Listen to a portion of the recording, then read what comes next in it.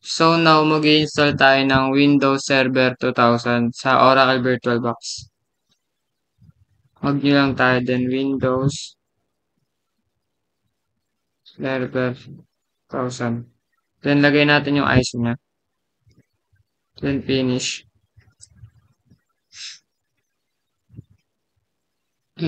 Wait lang natin siya mag-open.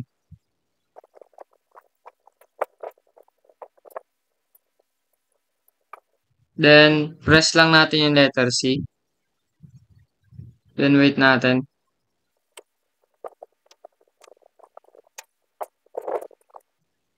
Then, press natin yung enter para mag-ano siya, restart.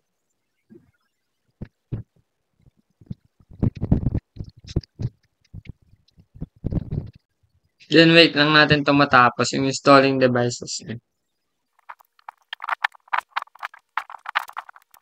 Then, press lang natin yung OK pag may lumabas na ganito.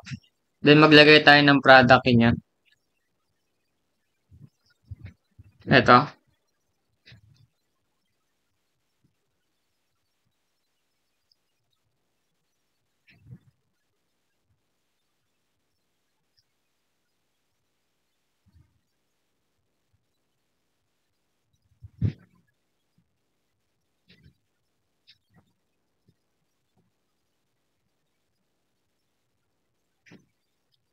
Then, pagtapos natin ilagay yung product key, pindutin na natin yung next.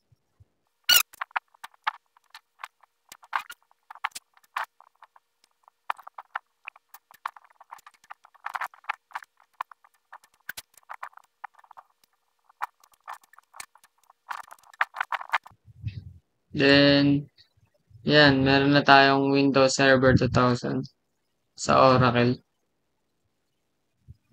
X lang natin. Yan.